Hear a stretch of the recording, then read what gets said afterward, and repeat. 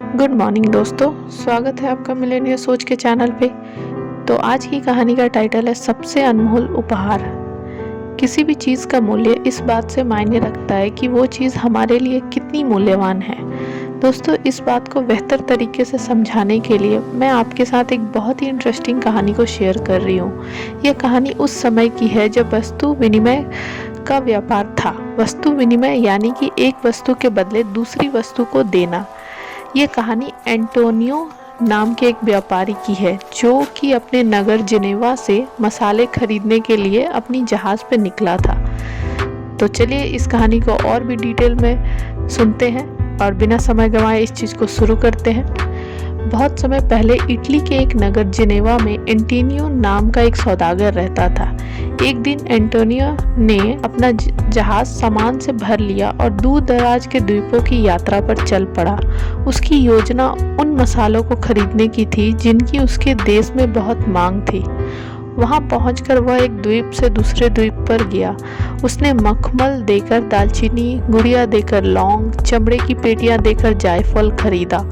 एक द्वीप पर वहां के राजा ने उसे भोज पर आमंत्रित किया, लेकिन जब वह दावत के लिए बैठा तो एंटोनियो ने कई सेवकों को लाठियां पकड़े देखा। प्रतीक हो रहा था कि वो सब किसी को मारने के लिए तैयार खड़े हैं। आश्चर्य की बात है, यह सोचने लगा कि ये पहरेदार यहाँ क्या कर रहे हैं। जब भोजन परोसा गया तो एंटोनियो को उसके प्रश्न का उत्तर मिल गया। अचानक दर्जनों चूहे वहां पर आ गए। सभी पहरेदार उनके पीछे यहाँ वहां भागने लगे और लाठियों से मारकर उन्हें हटाने की कोशिश करते रहे। एंटोनियो स्तंभ रह गया और बोला, महाराज, क्या वहां पर बिल्लियां नहीं है? राजा चकित हो गया और बोला, बिल्लियां? उसके बारे में तो हमने कभी सुना ही नहीं। ये क्या होती है? एंटोनियो बोला, महाराज, बिल्ली मुलायम बालों वाली छोटी पशु होती है और चूहों का शिकार करना उन्हें अच्छा लगता है। एंटोनियो ने उन्हें बताया कि चूहों का पीछा करना बिल्लियों को सबसे अधिक पसंद है। ये बिल्लियां आनन फानन में इस द्वीप से चूहों का सफाया कर देंगी। सच में? राजा ने पूछा। हमें ये बिल्लियां कहाँ मिलेंगी? अगर तुम हमारे लिए कुछ बिल्लियां ला देते तो हम तुम्हें मुंह मांगा मूल्य देंगे। बस बताओ कि मूल्य क्या है। बिल्लियों का मूल्य चुकाने की आवश्यकता नहीं, एंटोनियो ने कहा। हमारे पास बहुत बिल्लियां हैं, आपको कुछ बिल्लियां देकर मुझे प्रसन्नता होगी। एंटोनियो चल दिया और शीघ्र ही एक धारीदार बिल्ली और एक बड़ा बिल्ला लेकर लौट आया। जब उसने दोनों को खुला छोड़ दिया तो वह चूहे डरकर भोजन कस से भाग गए और बिल्लियां उनका पीछा करती रहीं। कितनी आश्चर्यजनक वस्तु है ये, राजा खुशी से चिल्लाया। धन्यवाद मेरे मित्र, अब बदले में मैं तुम्हें कुछ देना चाहता हूँ। राजा ने एंटोनियो को मूल्यवान रत्न और चमकदार हीरो से भरा हुआ एक संदूक दिया। महाराज, इसकी कोई आवश्यकता नहीं है, एंटोनियो ने विरोध करते हुए कहा। लेकिन राजा उसकी बात मानने को तैयार न था। एंटोनियो, तुम्हें हमें मूल्यवान उपहार दिया है और इस द्वीप पर हमारे पास इतने मूल्यवान रत्न हैं कि हमें समझ नहीं आता कि उनका क्या करें। हम इन उत्तम पशुओं के बदले में हमारी यह भेंट तुम कृपया स्वीकार कर लो। एंटोनियो अपने नगर जिनेवा लौट आया और अपने यात्रा की कहानी सबको सुनाई। उसके सौभाग्य से सब प्रसन्न थे सिवाय ल्यूजी के, जो नगर का सबसे धनी सौदागर था। जब उसने यह बात सुनी तो उसे एंटोनियो से ईर्ष्या होने लगी।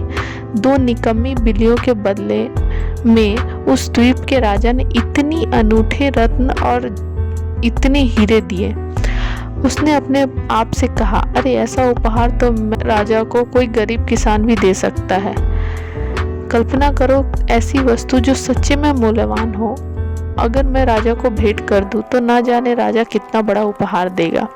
ल्यूजी ने अपने जहाज में उत्कृष्ट मूर्तियां और उत्तम चित्र और सबसे बढ़िया वस्त्र भर लिए। जब वह द्वीप पर पहुंचा तो उसने झूठ बोला। उसने राजा के पास संदेश भिजवाया कि वह एंटोनियो का मित्र है। यह बात जानकर राजा ने ल्यूजी को रात्रि भोज के लिए आमंत्रित किया। ल्यूजी दोबारा लाए गए उपहार जब राजा ने देखे तो वह आश्चर्यचकित हो गए और बोले, तुम्हारी उदारता से मैं बहुत प्रभावित हूँ। राजा ने ल्यूजी से कहा, मुझे समझ नहीं आ रहा है कि मैं आपका आभार कैसे व्यक्त करूं। राजा ने अपने मंत्रियों से बात और कुछ समय के बाद ल्यूजी को शाही दरबार में बुलाया। राजा ने ल्यूजी से कहा, हमने बहुत चर्चा की, यह बताने में मुझे प्रसन्नता हो रही है कि तुम्हें देने के लिए हमने एक उत्तम उपहार चुन लिया है।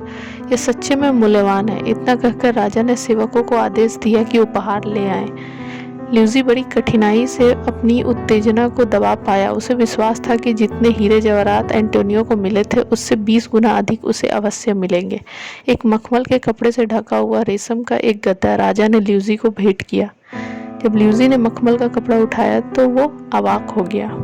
गद्दे पर एक रोएदार गेंद था। जब गेंद हिला तो ल्यूसी को समझ आया कि वह था एक बिल्ली का बच्चा।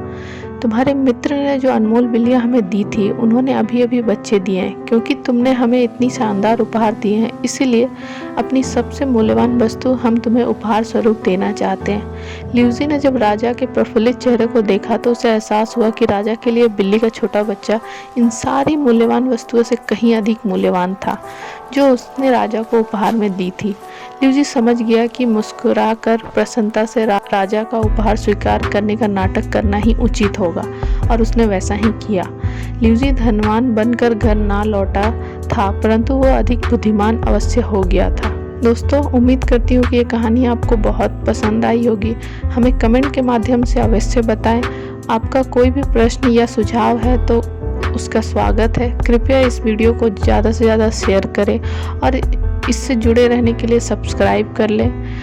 बहुत जल्दी हम एक नई वीडियो के साथ मिलेंगे। तब तक के लिए धन्यवाद।